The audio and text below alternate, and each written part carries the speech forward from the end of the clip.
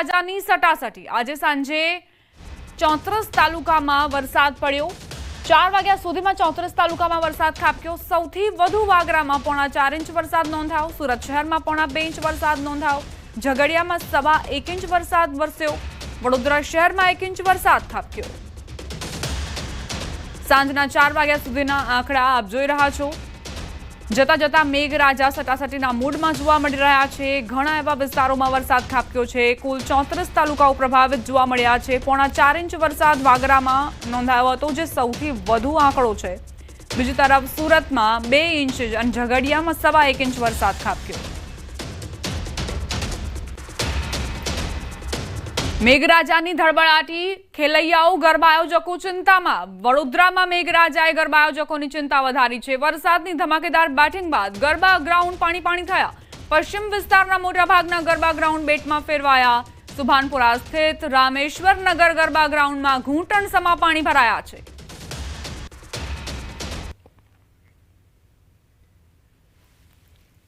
રાજ્યના હવામાન વિભાગે આગાહી કરી છે કે મેઘરાજા જતા જતા એટલે કે પોતાની છેલ્લી ઇનિંગમાં જે ખેલૈયાઓ છે અને ગરબા આયોજકો છે તેમની મજા બગાડવાના છે। ત્યારે તેની અસર જે છે તે વડોદરા શહેરમાં વર્તાઈ રહી છે।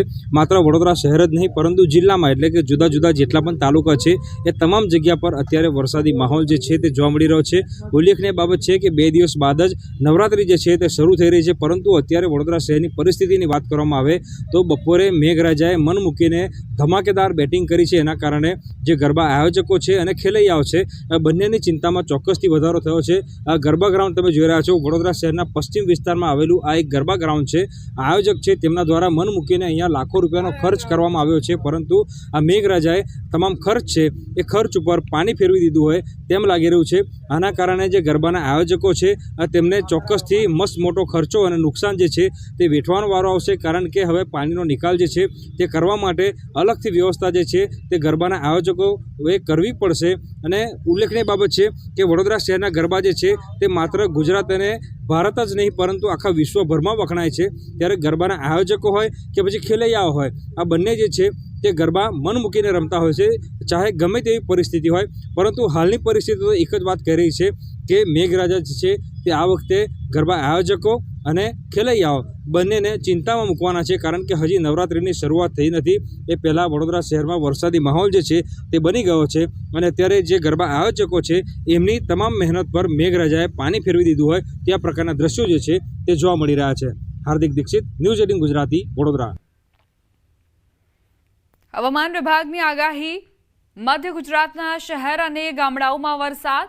કરજણ તાલુકા તેમજ ગ્રામ્ય પંથકમાં વરસાદ ખાબક્યો। કરજણ, જૂના બજાર, નવા બજાર, ધાવડ ચોકડી, પાદરા રોડ, આમોદ રોડ સહિત કરજણ શહેર વિસ્તારમાં વરસાદ ખાબક્યો। કરજણમાં અત્યાર સુધી સિઝનનો કુલ 39.96 ઇંચ વરસાદ વરસ્યો છે।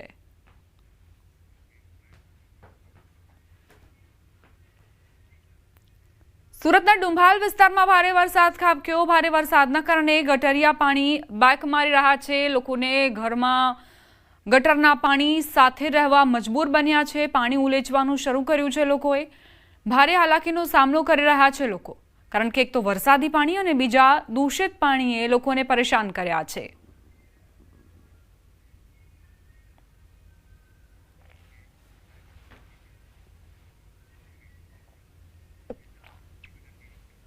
સુરતમાં પડેલા ભારે વરસાદે ફરી લોકોની મુશ્કેલી વધારી। ડુંભાલ વિસ્તારમાં વરસાદી પાણી ફરી વળ્યા અને ગટરના પાણી બેક મારતા લોકોને હાલાકી પડી। ભારે વરસાદના કારણે લિંબાયતનો ડુંભાલ વિસ્તાર પ્રભાવિત થયો। લોકોના ઘરોમાં પણ પાણી ફરી વળતા લોકો ત્રાહિમામ પોકારી ઉઠ્યા છે। વરસાદી પાણી સાથે દૂષિત ગંદુ ગટરનું પાણી પણ ફરી વળતા લોકો ત્રાહિમામ પોકારી ઉઠ્યા છે। હાલ વરસાદે વિરામ લેતા લોકોએ રાહત અનુભવી। ઘરોમાંથી લોકોએ પાણી ઉલેચવાની શરૂઆત કરી। તંત્રની કામગીરી પ્રત્યે પણ લોકોએ રોષ વ્યક્ત કર્યો છે। વિદય વચ્ચે સુરતમાં પડેલા વરસાદને લઈને સુરતનો લિંબાયત વિસ્તારમાં ઓમનગરના મેઇન રોડ પર પાણી ભરાયેલા દ્રશ્ય જોઈ શકાય છે કે ઓમનગરનો આ મુખ્ય માર્ગ અને બાજુમાં આવેલી એક સોસાયટી જે ખાડી કિનારે આવેલી છે અને અહીંયા રહેલી તમામ ડ્રેનેજ લાઇન બંધ હતી। તમામ ડ્રેનેજ લાઇન ચોકબોને લઈને વરસાદના પાણીનો નિકાલ થયો નહોતો, પણ જે પ્રકારે વરસાદે વિરામ લીધો છે મહાનગરપાલિકાની ટીમો ઉતરી રહી છે અને જે પ્રકારે ડ્રેનેજના ઢાંકણા ખોલતાની સાથે ધીરે ધીરે હવે પાણીનો નિકાલ શરૂ થયો છે। ખાસ કરીને કહી શકાય કે નેમનગરનો વિસ્તાર નીચો છે અને અહીંયા જે રીતે ડ્રેનેજમાં પાણી ન નીકળ્યું જેને લઈને દુકાનો અને ઘરોમાં 1.5 થી 2 ફૂટ સુધી પાણી ભરાયા હતા. દ્રશ્ય કેમેરામેન જીગર નગેશ બતાવવાનો પ્રયાસ કરશે કે એક પછી એક મહાનગરપાલિકાની ટીમો પછી ડ્રેનેજના દરવાજા ખોલતાની સાથે જ હવે પાણીનો નિકાલ શરૂ થયો છે. એટલે કે ખાડીની બાજુમાં આવેલો નીચાણવાળો વિસ્તાર છે અને ડ્રેનેજો બ્લોક થઈ ગઈ હતી, કારણ કે દ્રશ્ય જોઈ શકાય છે કે આ વિસ્તાર છે અને વિસ્તારમાં જે પ્રકારે ગંદકીને લઈને ડ્રેનેજના તમામ ઢાંકણાઓ છે તે પેક થઈ ગયા હતા, જેને લઈને પાણીનો નિકાલ ના થતાં આ વિસ્તારોમાં પાણી ભરાયા હતા. પણ મહાનગરપાલિકાની ટીમ પહોંચી છે અને કામગીરી શરૂ કરી છે. દ્રશ્ય જોઈ શકાય છે કે એક બાજુ મહાનગરપાલિકાની ટીમ કામ કરી રહી છે તો બીજી બાજુ ડ્રેનેજના ઢાંકણા ઉપર જે કચરો ફસાયેલો તે સાઈડ ઉપર કાઢવામાં આવ્યો છે. કચરો કાઢતાની સાથે જ હવે પાણીનો નિકાલ શરૂ થયો છે. ખાસ કરીને મહાનગરપાલિકાએ જે પ્રકારે સ્ટોર્મ ડ્રેનેજ લાઈનો બનાવી છે અને જે પ્રકારે આ વિસ્તાર નીચાણવાળો વિસ્તાર છે પણ વિદય વચ્ચે 4 ઇંચ જેટલો વરસાદ ખાબક્યો હતો, જેને લઈને માત્ર લિંબાયત અને ડુંભાલનો એક જ વિસ્તાર છે જેના મુખ્ય માર્ગ ઉપર પાણી ભરાયું હતું. પણ વરસાદ વિરામ લેતાની સાથે હવે મહાનગરપાલિકાની ટીમે કામ શરૂ કર્યું છે અને ગણતરીની મિનિટોમાં હવે આ પાણીનો નિકાલ થાય તેવી આશંકા દેખાઈ રહી છે. કેમેરામેન જીગર ગુગલ સાથે કીર્તેશ પટેલ, ન્યૂઝ 18 ગુજરાતી, સુરત. તો આ તરફ લિંબાયતના ઓમનગરમાં વરસાદી પાણી ભરાતા ભારે પરેશાની. ઓમનગરના ઘણા ઘરોની અંદર પાણી ફરી વળ્યા. હાલ વરસાદે વિરામ લીધો છે છતાં પણ પાણી નથી ઓસરી રહ્યા. ઘરમાંથી લોકોએ પાણી કાઢવાનું શરૂ કર્યું છે.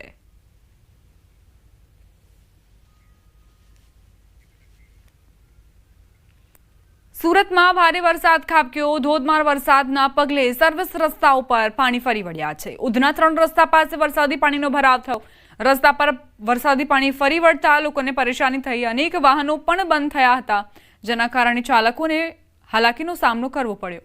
સુરતમાં મેઘરાજાની તોફાની ઇનિંગ જોવા મળી. જતા જતા મેઘરાજાએ સુરતવાસીઓના હાલ બેહાલ કર્યા છે.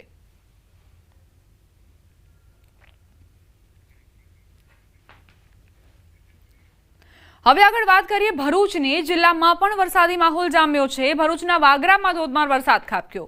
વરસાદ ખાબકતા ગરબા આયોજકોમાં ચિંતા પ્રસરી. આયોજકો ચિંતામાં મુકાયા છે કે આ વરસાદી પાણી વચ્ચે કઈ રીતે ગરબાનું આયોજન કરવું. ખેલૈયાઓ રાહ જોઈ રહ્યા છે નવરાત્રિની, પરંતુ મેઘરાજા અહીં વિલન સાબિત થઈ શકે છે, કારણ કે અત્યારે માત્ર 3 દિવસનો જ સમય છે નવરાત્રિની શરૂઆત થવામાં. એવામાં ભરૂચમાં વરસાદ ખાબક્યો છે. ગ્રાઉન્ડની અંદર પાણી ભરાઈ ગયા છે. જ્યાં પણ આયોજકો આયોજન કરવાના હતા નવરાત્રિનું, ત્યાં પાણી ભરાવાના કારણે હવે એ તૈયારીઓ પર જાણે કે પૂર્ણ વિરામ મુકાઈ ગયું છે. આ પાણી ઓસરે ત્યારબાદ આયોજકો ફરી એક વખત પોતાની કામગીરી શરૂ કરી શકે છે. હવે એક મોટો પડકાર એ છે કે આ પાણીના નિકાલ માટે વ્યવસ્થા કરવામાં આવે, જે બાદ તૈયારીઓ ફરી એક વખત આરંભાય.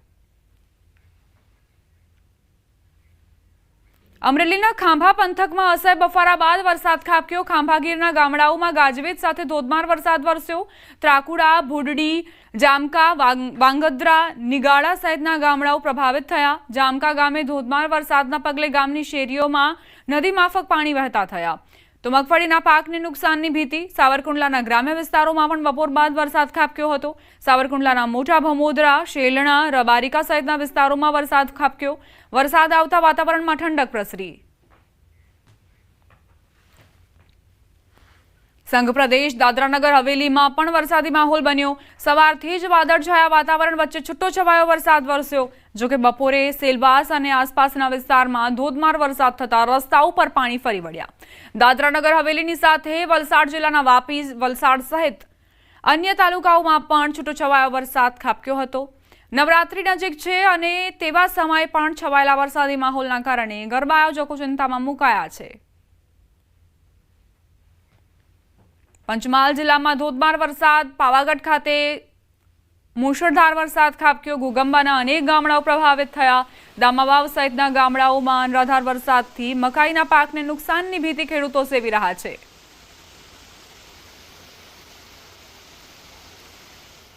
ગીર સોમનાથના ગીરના ગામોમાં વાતાવરણમાં પલટો આવ્યો. ગીર જંગલ નજીકના નેસડાઓ અને ગામોનું વાતાવરણ અચાનક પલટાયું. જંગલ નજીકના ચીખલ, કુબા, નેસ, નીતલી, વરલી, જશાધાર, નગડિયા સહિતના ગામડાઓમાં ભારે ઉકળાટ બાદ મેઘરાજાની એન્ટ્રી થઈ અને આ સાથે જ વાતાવરણમાં ઠંડકનો અહેસાસ લોકોને થયો. જોકે ગીરના ખેડૂતોમાં હજુ પણ એકાદ બે વરસાદના રાઉન્ડની આશા છે. મહેસાણાના ઊંઝાના વાતાવરણમાં એકાએક પલટો આવ્યો. વાતાવરણમાં પલટા બાદ વરસાદી ઝાપટું થયું. વરસાદથી વાતાવરણમાં ઠંડક પ્રસરી, લોકોને ગરમીથી રાહત મળી. હવામાન વિભાગની વરસાદને લઈને આગાહી. આગામી 7 દિવસ હળવાથી મધ્યમ વરસાદની શક્યતા છે. ઉત્તર ગુજરાત અને કચ્છને બાદ કરતા સમગ્ર રાજ્યમાં હળવો વરસાદ થઈ શકે છે. 4 દિવસ રાજ્યમાં થંડર સ્ટોર્મની સંભાવના છે. 30 થી 40 કિલોમીટરની ઝડપે પવન પણ ફૂંકાઈ શકે છે. આજે અમદાવાદમાં ગાજવીજ સાથે હળવા વરસાદની સંભાવના વ્યક્ત કરાઈ છે. અત્યાર સુધીમાં સામાન્ય કરતાં 24% વધુ વરસાદ ખાબક્યો છે. 19 से लेकर 25 सितंबर तक इसमें हल्का से मध्यम बरसात का संभावना रहेगा दोनों गुजरात रीजन और सौराष्ट्र कच्छ रीजन में. इसमें जो हमारा थंडरस्टॉर्म वार्निंग भी दिया गया है अगले 4 दिन के लिए 19 से लेकर 22 सितंबर तक. इसमें थंडर स्टॉर्म विथ लाइटनिंग के साथ 30 to 40 किलोमीटर वन स्पीड रहेगा. और अहमदाबाद के लिए आज जनरली क्लाउडी स्काई और possibility of light rain thunder showers का संभावना रहेगा. નજર કરી અન્ય સમાચારો પર. અનિરુદ્ધસિંહ જાડેજાએ ગોંડલ કોર્ટમાં આત્મસમર્પણ કર્યું. સુપ્રીમ કોર્ટે આપેલી 7 દિવસની રાહત પરત ખેંચવામાં આવતા આત્મસમર્પણ કર્યું. આત્મસમર્પણ કરતા ગોંડલ પોલીસે કબજો મેળવ્યો. ગોંડલ ખાતે મોટી સંખ્યામાં રૂરલ લોકલ ક્રાઇમ બ્રાન્ચની ટીમનો કાફલો પણ પહોંચ્યો હતો. ચુસ્ત બંદોબસ્ત વચ્ચે તેમને ગોંડલ તાલુકા પોલીસ મથકે લઈ જવામાં આવ્યા. સુપ્રીમ કોર્ટ દ્વારા રાત્રિના 8 વાગ્યા સુધીમાં જૂનાગઢ જેલ ખાતે આત્મસમર્પણ કરવાનો આદેશ સંભળાવવામાં આવ્યો હતો.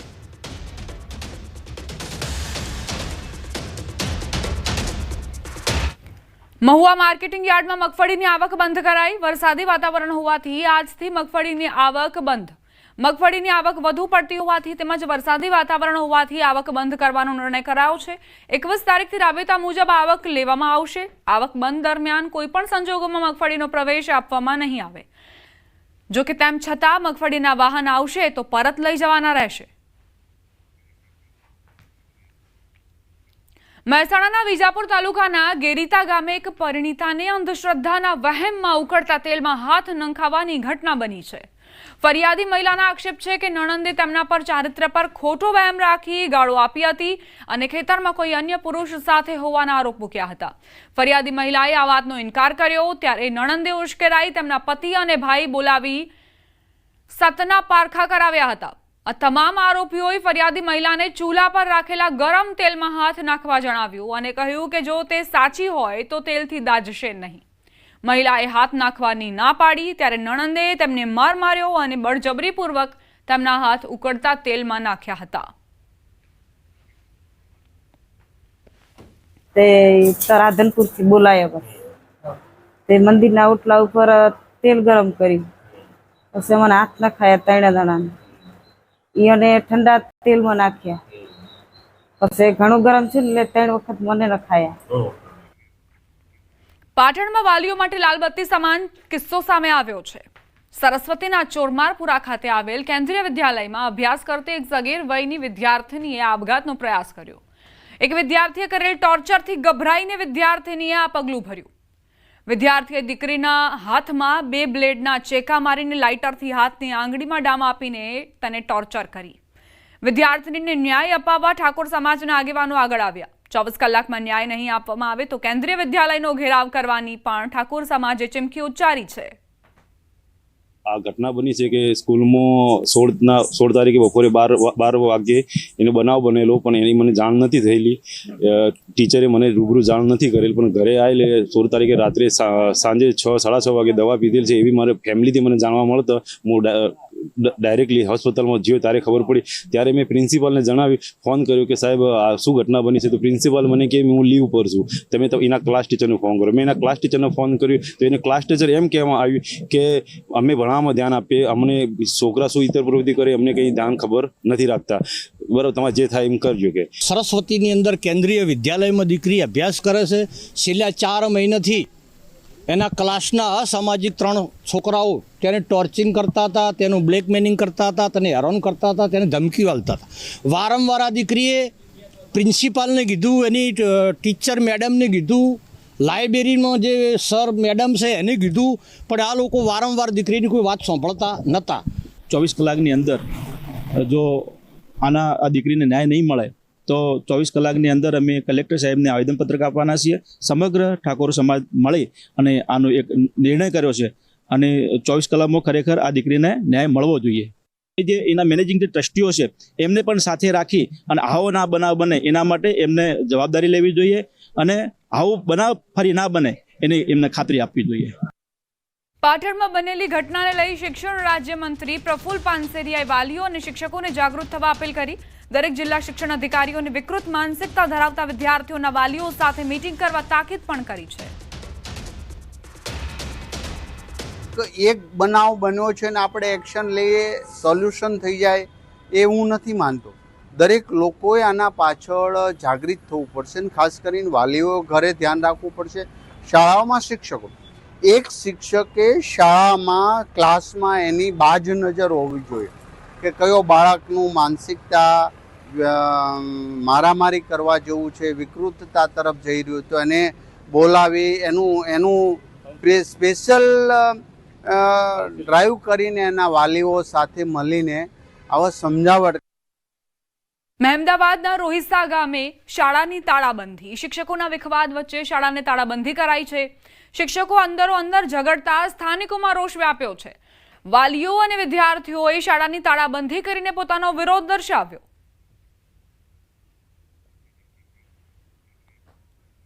ઘોઘા હજીરા રોરો ફેરીના ફેક વિડીયો વાયરલ કરનાર 2 વ્યક્તિને ઝડપાયા છે.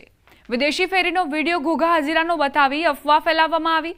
ફેક વિડીયો દ્વારા ફેરી સર્વિસને બદનામ કરવાનો પ્રયાસ કરાયો. ઘણા બધા લોકોનો ભોગ લઈ લેશે એવો ભ્રામક મેસેજ વાયરલ થયો હતો. કંપનીના સંચાલકોએ સુરત સાયબર ક્રાઇમ સેલમાં ફરિયાદ કરી હતી. સુરતના નાના વરાછા અને સુરેન્દ્રનગરમાંથી 2 લોકોને ઝડપી પડાયા. બંને મિત્રોએ મજાકમાં ખોટો વિડીયો વાયરલ કર્યો હોવાનું સામે આવ્યું. ફેરી સર્વિસને નુકસાન પહોંચાડવાનો પ્રયાસ પોલીસ સમક્ષ સામે આવ્યો.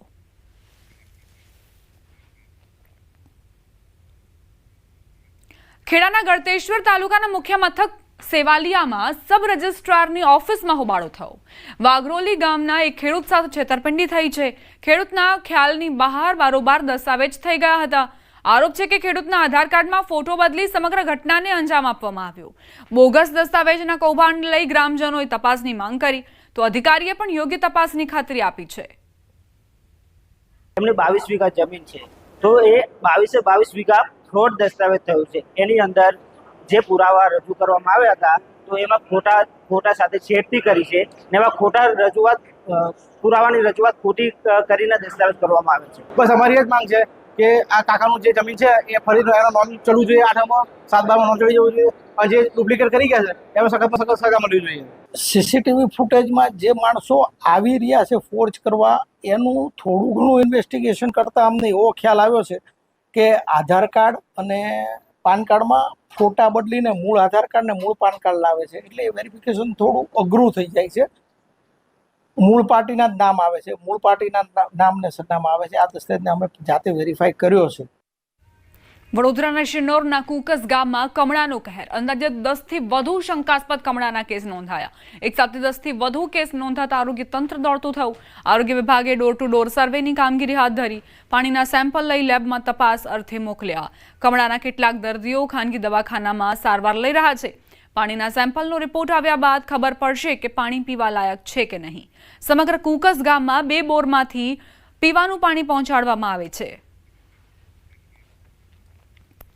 વડોદરાના વાઘોડિયાના રામપુરા ગામે નર્મદા કેનાલમાં યુવતીની છલાંગ. કેનાલનો ઢાળ ચડતી બાઇક ધીમી પડતા યુવતીએ કેનાલમાં છલાંગ લગાવી દીધી. ઘટના સ્થળે પોલીસ અને ફાયરની ટીમ પહોંચી નર્મદા કેનાલના ગેટ બંધ કરાવીને યુવતીની શોધખોળ હાથ ધરાઈ છે.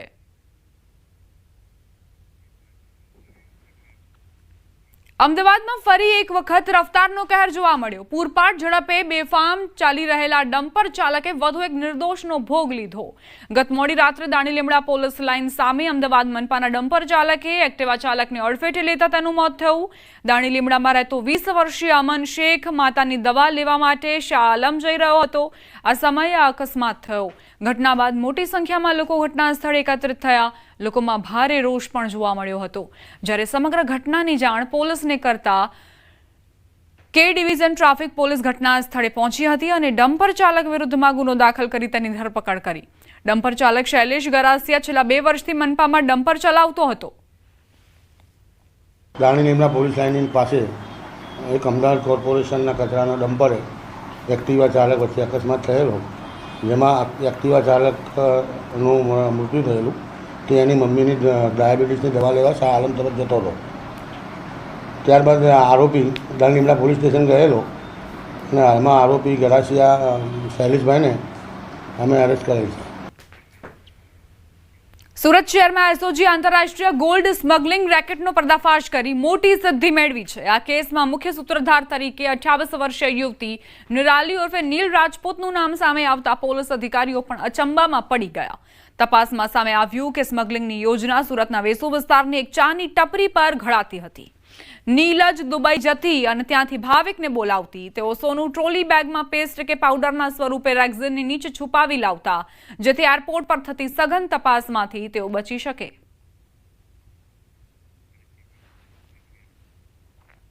ભરૂચની દૂધધારા ડેરીની પ્રતિષ્ઠાભરી ચૂંટણીમાં ભરૂચ અને નર્મદા જિલ્લામાં બંને મતદાન મથકો પર 100% મતદાન શાંતિપૂર્ણ માહોલમાં પૂર્ણ થયું. તમામ મતદારોએ પોતાના મતાધિકારનો ઉપયોગ કર્યો. આવતીકાલે સવારે 9 કલાકે મતગણતરી યોજાશે. તમામ ઉમેદવારોના ભાવિ મતપેટીમાં સીલ થયા. 900 કરોડનું ટર્નઓવર ધરાવતી ડેરીમાં ભાજપ સામે ભાજપનો જંગ છે.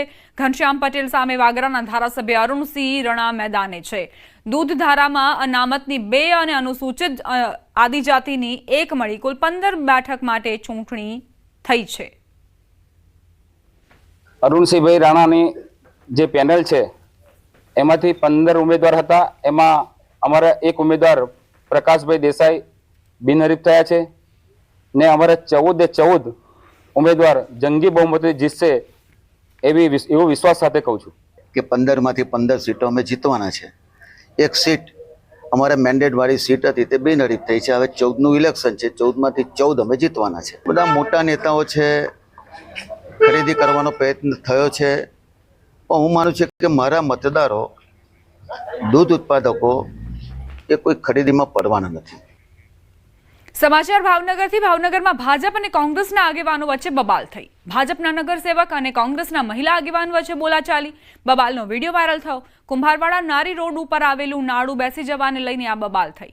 કોંગ્રેસની માંગ હતી કે તાત્કાલિક ધોરણે માર્ગ બંધ કરીને ડાયવર્ઝન આપવામાં આવે, જેથી કોઈ દુર્ઘટના ન સર્જાય. જ્યારે ભાજપના નગરસેવકે સ્થળ ઉપર કામ ઝડપથી થઈ શકે એ માટે રૂબરૂ પહોંચ્યા હતા. ભાજપના નગરસેવક નરેશભાઈ ચાવડા અને કોંગ્રેસમાં મહિલા આગેવાન પારુલબેન ત્રિવેદી વચ્ચે જાહેરમાં બોલાચાલી થઈ હતી. આ બંનેની બબાલ વચ્ચે સ્થાનિકોએ વચ્ચે આવવું પડ્યું અને તેમને કહેવું પડ્યું કે તમે અહીં વ્યક્તિગત ચર્ચાઓ ન કરો. ભાવનગરમાં નાડું બેસી જવાને લઈને ભાજપ અને કોંગ્રેસ આમને સામને આવી ગયા. ભાજપનું કહેવું હતું કે સ્થળ પર પહોંચીને અને કામગીરી હાથ ધરાઈ છે. બીજી તરફ કોંગ્રેસના મહિલા આગેવાને કહ્યું કે આ જે નાડું છે તે બંધ કરવામાં આવે, અવરજવર માટે તેને બંધ કરીને અને ડાયવર્ઝન આપવામાં આવે, જેથી કોઈ દુર્ઘટના ન સર્જાય. બીજી તરફ ભાજપના નગરસેવકે સ્થળ ઉપર કામ ઝડપથી થઈ શકે માટે રૂબરૂ ત્યાં મુલાકાત લીધી હતી અને એ સમયે જ ઘર્ષણના સમાચાર મળ્યા છે.